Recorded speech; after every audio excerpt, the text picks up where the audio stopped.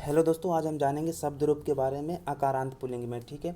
अकारांत का मतलब क्या होता है कि जिसमें लास्ट में आ रहे होते हैं। जैसे राम हो गया, नर हो गया, राम म में क्या आ रहा है, आ रहा है। ठीक है। देव व में आ रहा है, नर बालक आ रहा है। तो इसमें जो अकारांत होता है यानी कि लास्ट में जिसमें आ रहा होता है उसे अकारांत कहते हैं। ठीक है। इसके बारे में विस्तार से हम जानेंगे कि किस तरह से रूप बनते हैं। ठीक है।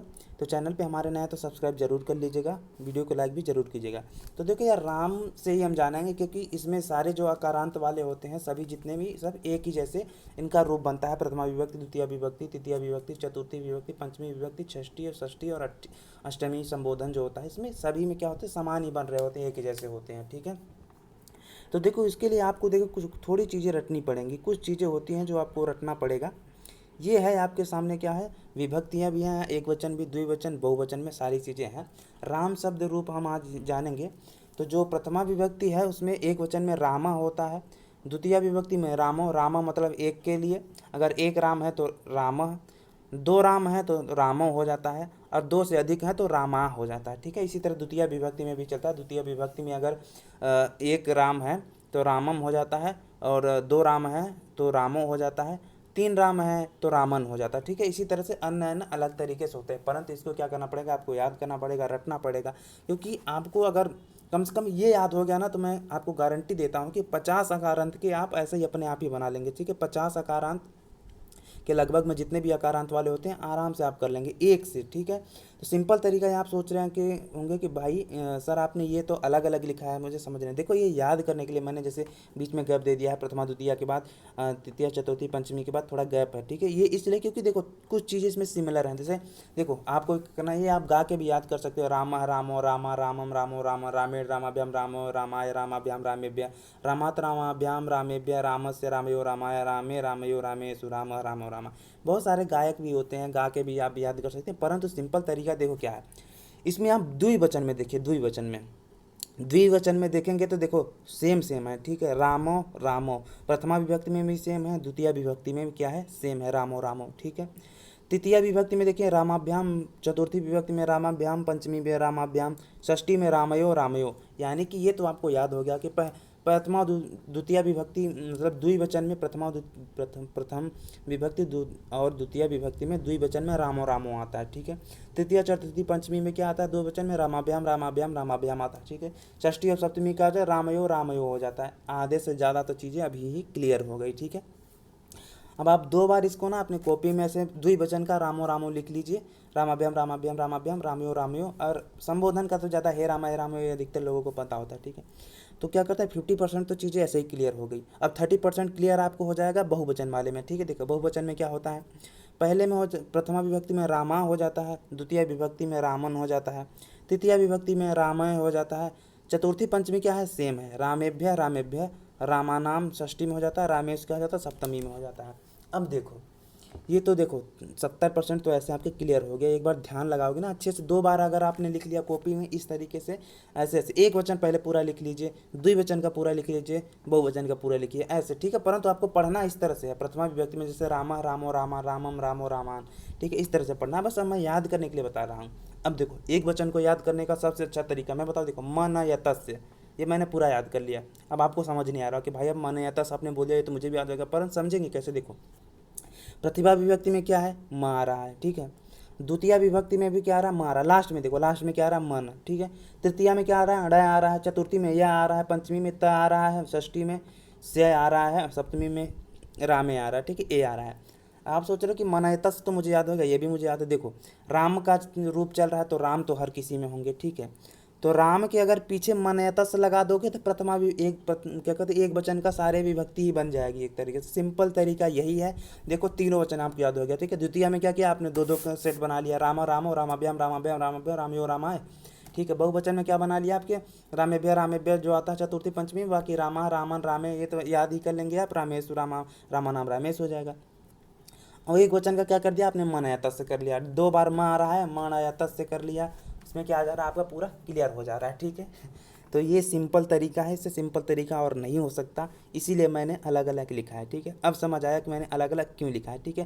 देखो एक सभी विभक्तियों का एक वचन याद करने का तरीका क्या है, मन या तस् से। मन कहीं कहीं पे रामेण में देखो यहाँ स्टार लगाया हुआ है मैंने, यहाँ पे कहीं कहीं पे न हो जाता है या रामेण में ड़ हो जाता है, ठीक है। इसीलिए बता रहा हूँ कि मनयतस्य याद कीजिए, सिंपल तरीका देखो, मनयतस्य। षष्ठी छ तक तो ऐसे याद हो गया, सप्तमी और आठवीं में ज़्यादा याद करने की जरूरत नहीं होती क्योंकि इसमें ए आते हैं या यो आते हैं, ठीक है। द्विवचन तो आपको राम राम हो जाएगा, रामाभ्याम रामाभ्याम रामाभ्याम रामयो रामाय। 2 बार आप इसको अगर लिख लेते हैं तो आपको ये अच्छे ढंग से याद हो जाएगा, ठीक है। या फिर आप गा के याद कर सकते हैं, राम रामो रामा रामम रामो रामान। इस तरह से जो भी आप किसी भी धुन पे गा सकते हैं। आजकल तो बहुत सारी ट्रिक आ गई हैं, आप किसी भी तरीके से याद कर सकते हैं अपने अनुसार, ठीक है। किसी के भी गाने पर याद कर सकते हैं, हाँ जो आपको सही तरीका लगे उस तरीका अपना सकते हैं, क्योंकि यहाँ पे बहुत सारे तरीके होते हैं, परंतु ये मुझे तरीका सबसे आसान लगा इसको समझाने का और इसे बताने का कि ये किस तरह से हम याद कर सकते हैं, ठीक है। आपको पढ़ना प्रथमा विभक्ति का एक वचन, द्विवचन, तीन वचन, एक वचन बहुवचन, एक वचन द्विवचन बहुवचन, इस तरह से पढ़ना है, ठीक है। हाँ, द्वितीय विभक्ति में भी एक वचन द्विवचन, तो कैसे पढ़ना है, रामः रामो रामा, ठीक है, इस तरह से पढ़ना है, रामम रामो रामान, रामेण रामाभ्याम रामो, रामाय रामाभ्याम रामेभ्य, रामात रामाभ्याम रामेभ्य, रामस्य रामयो रामाम रामानाम, रामे रामयो रामे, हे राम हे रामो हे रामा, ठीक है। इस तरह से पढ़ना है, परंतु याद कैसे करना, आप अपनी ट्रिक देखो सबसे चीज़, क्योंकि आपके सामने जब क्वेश्चन होगा कि कौन सी विभक्ति है, कौन सा वचन है, तो आपको उस समय ये नहीं देखना पड़ेगा कि आप पढ़ोगे रामा रामो रामा, कुछ भूल गया तो आप बिल्कुल भी अंदाज़ा नहीं लगा पाएंगे, ठीक है। परंतु आप ट्रिक के अनुसार याद करेंगे, जैसे प्रथमा विभक्ति मतलब सॉरी एक वचन को आप ऐसे याद कर लीजिए मनयता से, तो ठीक हो गया, ये मनयता से षष्ठी विभक्ति तो आपको याद हो गया। द्वितीय विभक्ति में आपने याद कर दिया, रामो रामो आता है, फिर रामाभ्याम रामाभ्याम आता है, फिर प्रथमा 1 2 3 लिख के देखो, प्रथमा विभक्ति से चतुर्थी विभक्ति षष्ठी षष्ठी ये निकला, थोड़ी कौन टाइम बिताएगा, 1 2 3 4 5 6 7 8 लिख लिया, उसके बाद ऐसे सीधे सीधे अपने मनयता से लिख लिया, और रामा रामा रामाभ्याम रामाभ्याम रामाभ्याम रामयो रामयो हे राम लिख लिया, रामा रामान राम लिख लिया, रामेभ्य रामेभ्य रामा नाम रामेश, इस तरह से लिख लिया तो क्या होगा, सिंपल तरीका, इससे और नहीं हो सकता। बहुत लोगों को ये मैंने ट्रिक बताई है और बहुत आसान तरीके से इन्होंने याद भी किया है, ठीक है। अब आप सोच रहे थे कि अकारांत इकारांत कैसे पहचानते हैं, ठीक है। तो देखो, देव व में क्या आ रहा है, न र में क्या आ रहा है, बालक क में क्या आ रहा है, ठीक है, पुत्र आ रहा है, ठीक है, जनक क में क्या आ रहा है, लास्ट में क्या आता है आ रहा है, ठीक है, सुर में र में क्या आ रहा है, गोविंद द में क्या आ रहा है, मनुष्य य में क्या आ रहा है, नृप आ रहा है, ठीक है, भक्त आ रहा है, शिष्य में भी आ रहा है, सूर्य में भी आ रहा है, इस तरह से बहुत सारे कम से कम लगभग 50, और सभी का रूप इसी तरह से चलेगा, ठीक है।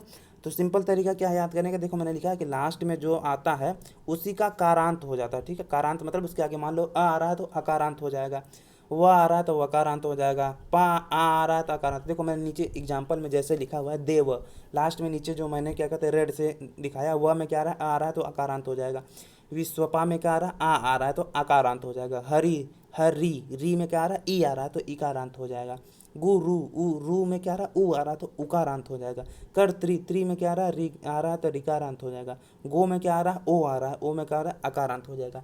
तो इससे सिंपल तरीका मुझे नहीं लगता आपको कोई बता पाएगा, अगर बता पाएगा तो ज़रूर वहाँ से आप सहयोग लीजिए, क्योंकि ज़्यादा से ज़्यादा लोगों तक मैं चाहता हूँ कि यह ट्रिक पहुँचे, और कहीं अगर आपको सिंपल तरीका मिला है तो ज़रूर से अपनाइए। मेरा बस यही लक्ष्य है कि आपको आसान तरीका में समझाया जा सके कोई भी चीज़, ठीक है।